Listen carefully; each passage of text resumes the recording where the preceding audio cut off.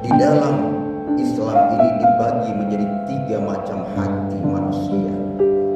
Hati yang pertama bagaimana? Yaitu dalam Al-Quran disebut dengan qalbun salim, hati yang bahagia. Siapakah hati yang bahagia ini? Inilah hati orang-orang yang beriman, berbangga hati menyambut bulan suci Ramadan, melaksanakannya sholat malam tanpa ada unsur apapun, hanya mengharapkan semata-mata karena Allah Subhanahu wa ta'ala amal yang ia lakukan. Kemudian hati yang kedua, yaitu hati yang sakit, saudaraku. Ini yang harus kita waspadai. Bagaimana hati yang sakit?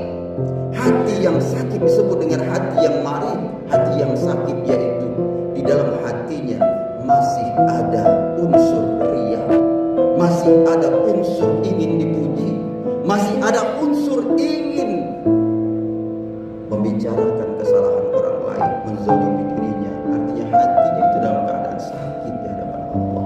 Maka datangnya bulan suci Ramadan bukan hanya menyehatkan hati yang sakit, akan tetapi membersihkan hati biar menjadi qalbun salim.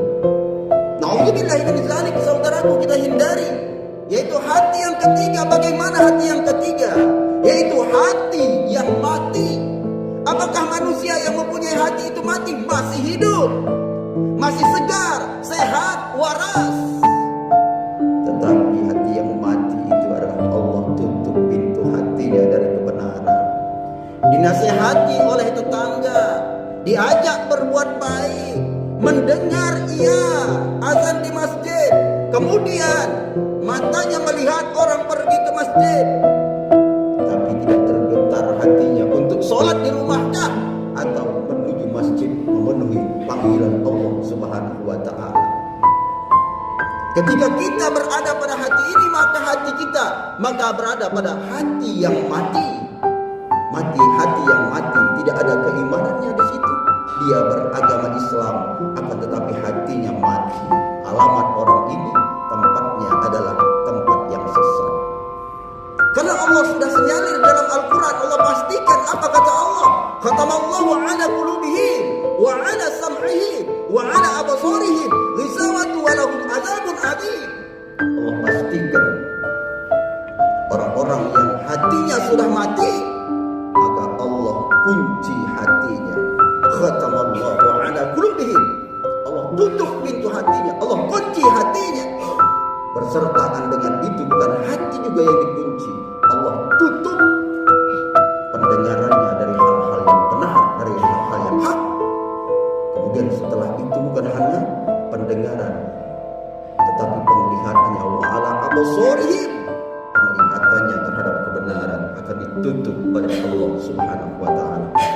Maka tidak ada hidayah dari Allah, tidak ada rahmat dari Allah, tidak ada pertolongan dari Allah. Maka orang ini walahum ghishawatu walahum adzabun alim, azab yang sangat pedih yang Allah sudah tetapkan untuknya di akhirat.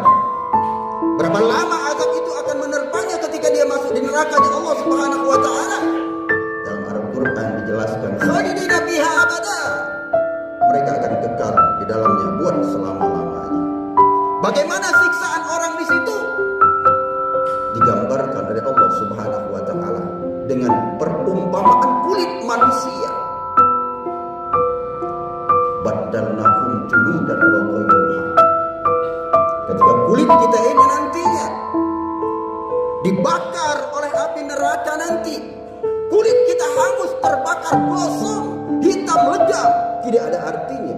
Baddalnahum juludan wa ghayruha, Allah ganti kulit kita ini dengan kulit yang baru.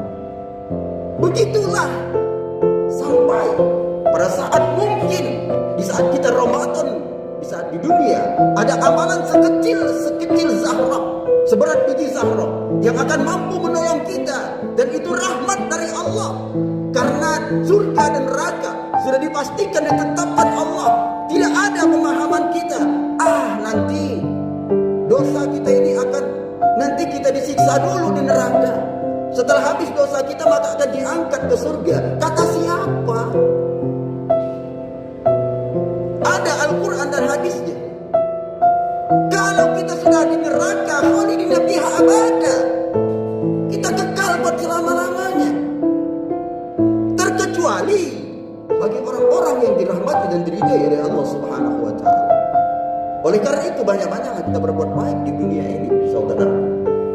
Jika kita kekal di surga,